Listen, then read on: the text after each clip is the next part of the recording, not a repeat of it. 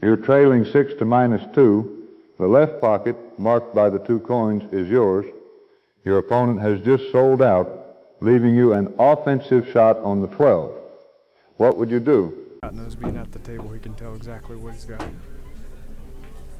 Needs 3 more. I mean, he could go up into that, as long as he hits the high side of the 13, it's going to come off towards his pocket.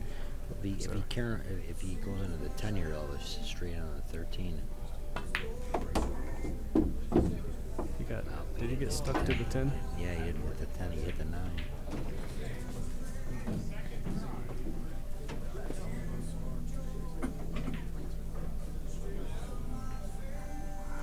You know what? I'm wondering if the 13 could play off the 11, because he can only hit about half the ball.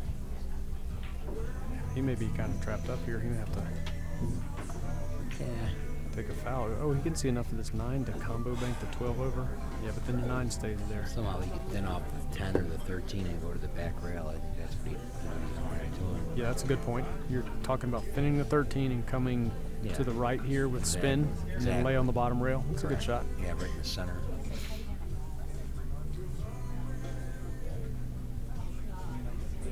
Yeah, you'd have to hit that 13 thinly, get to the side rail, and then spin down here under the 2. Touchy shot.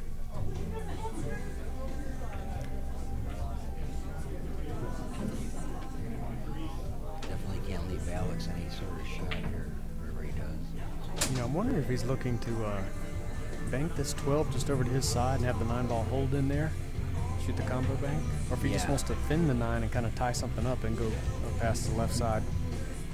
Well, it looks like he's shooting your shot. Yeah, I think he's got to go off the 13 or the 10. I don't think you can do anything with that 9. I don't think anything good happening. Yeah, and it only makes it worse for Scott, putting him on Alex's side a little bit.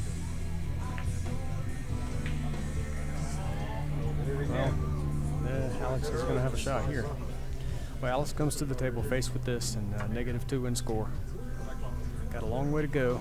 For all you aspiring one-pocket players out there, I'd recommend watching these matches actively rather than passively. Whenever an interesting situation comes up, stop the video and decide how you would play it. Then watch how the professional solves the problem and compare it with your own thinking. A similar approach has been found to be very effective in chess training, and since one pocket is often referred to as chess on a pool table, it seems to fit this game especially well.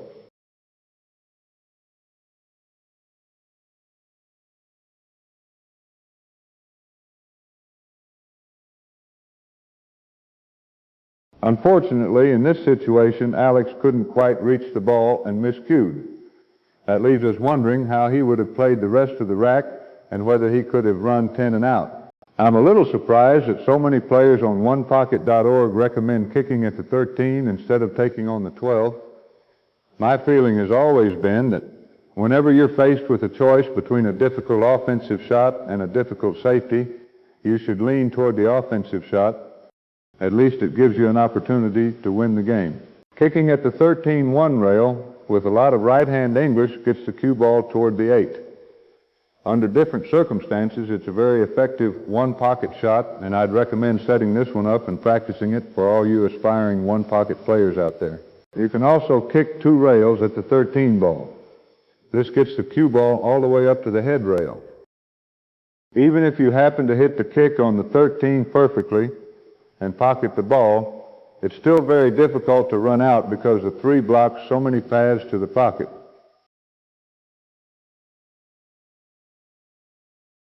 As you can see, here you need to get perfect on the 5-3 combination, and it's still missable. I guess you can call yourself lucky if you don't leave your opponent a shot.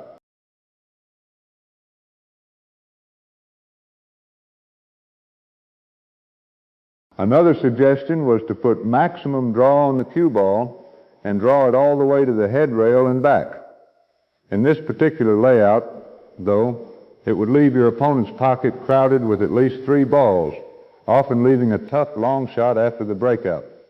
Since the 3 ball is blocking the paths for the 9 and the 10-5 combination, I was curious whether it would be possible to make the 12 off the 3 with a high percentage.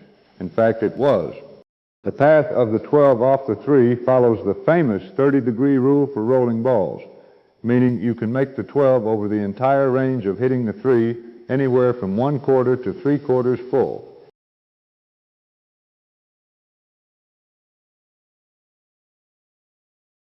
Leaving the 13 that long in front of your opponent's pocket is asking for trouble later in the run and puts more pressure on you when running the remaining balls.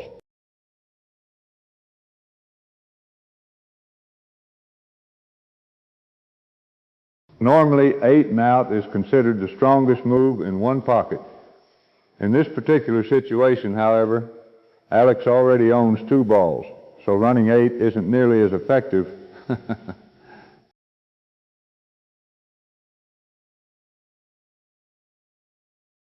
You can still play the cue ball in a safe manner, as you can see here, if you happen to miss the 12. The trade-off is that you're not guaranteed an easy shot if you happen to make the 12. In the end, I elected to play position for the 10-5 combination in such a way that I could pocket the dead 5 and remove the 13 from my opponent's pocket.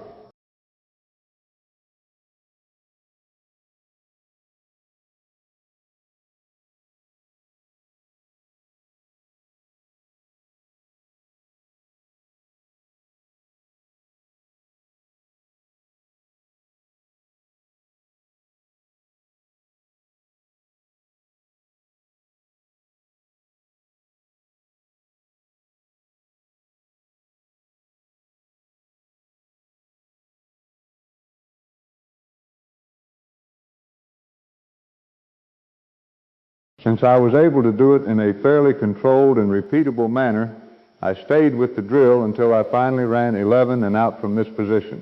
But, as you can see, I missed my mark on the 10-5 combination to come comfortably into the 13. So I had to change my plans and go for the 13 later in the run. I get rid of the 3, and the 8 will pass the 11 once the 9 is removed. Now I have to get the perfect angle on the 8 to be able to come into the 13. What a great shot.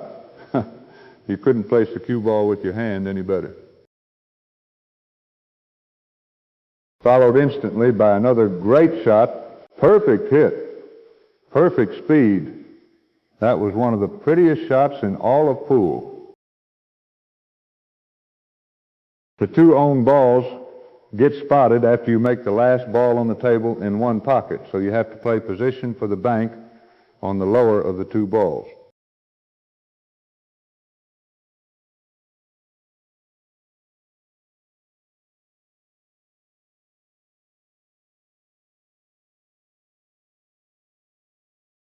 Had to use all the body English I had to miss the double kiss by 1/4 of an inch.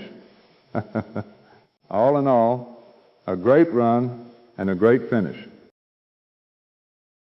It's also worth mentioning that high right on the 12 doesn't get you any position because the 3 is in the way. So what's the best move in this position? Playing the 12 as a kiss off the 3 is certainly a strong shot, but as it turns out, the highest percentage play is just a little draw on the 12. With some straight pool experience, or by practicing situations like this one, you should recognize that drawing off the 9 leaves the 3 undisturbed for the next shot and lets you fall naturally on the remaining balls.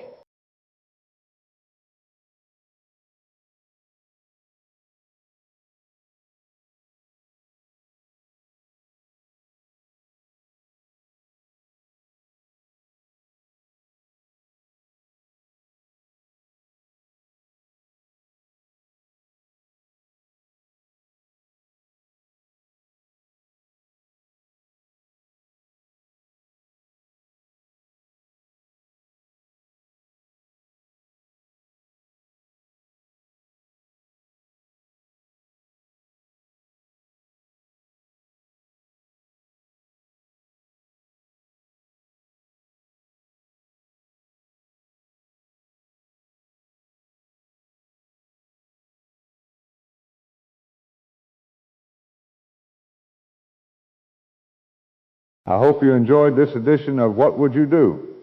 Thanks for watching, and I'll see you at the tables.